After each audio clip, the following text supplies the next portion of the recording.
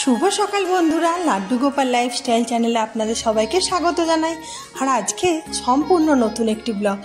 মা লক্ষ্মীর সব থেকে প্রিয় মাস হলো এই অঘ্রাণ মাস। এই অঘ্রাণ মাসে সুখ সমৃদ্ধি ধন রাশি বৃদ্ধি করার জন্য এটা সব থেকে হলো সুন্দর মাস।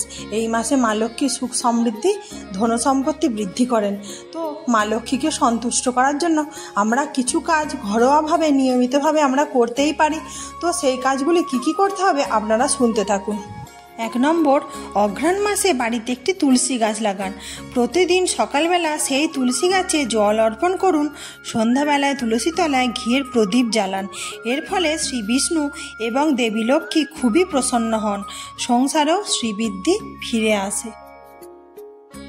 2 নম্বর, এই মাসের যে কোনো বৃহস্পতিবার বাড়ির উত্তর পূর্ব কোণে কলা গাছ বসান এবং নিয়মিত সেই গাছকে পূজা করুন। তাহলে দেবী লক্ষ্মী এবং নারায়ণ খুবই প্রসন্ন হন, সংসারে সুখ সমৃদ্ধি বৃদ্ধি করে। 3 নম্বর, অঘ্রাণ মাসে আপনার ব্যবসা বা চাকরির স্থানে শ্রী বিষ্ণুর ছবি রেখে তার কাছে দক্ষিণাবর্ত শঙ্খ রেখে পূজা করুন। তাহলে সংসারের এবং ব্যবসার শ্রীবৃদ্ধি ঘটবে। 4 নম্বর, অঘ্রাণ মাসে শঙ্খের মধ্যে তুলসী পাতা দিয়ে পূজা করুন। এতে সাংসারিক অভাব অনটন এবং দাম্পত্য সমস্যা এবং কলহ পুরোপুরি দূর হয়ে যাবে।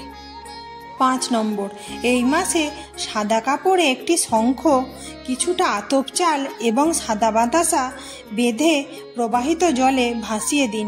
এর ফলে শত্রু দমন হয়, শত্রু দোষ থেকে আমরা মুক্তি পাব।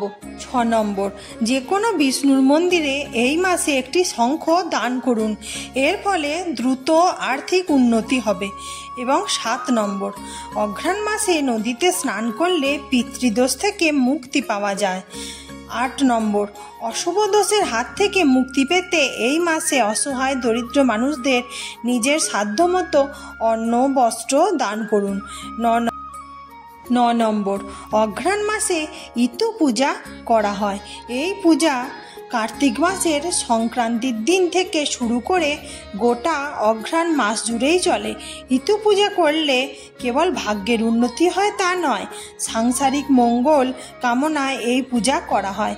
অবিবাহিত মেয়েরাও এই পূজা করতে পারেন, বিবাহিত মহিলারা তো অবশ্যই এই পূজা করেন।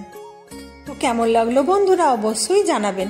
আপনাদের একটা লাইক কমেন্ট শেয়ার সাবস্ক্রাইব আমাকে আরও ভালো ভালো নতুন নতুন ব্লগ আনতে অনুপ্রাণিত করবে।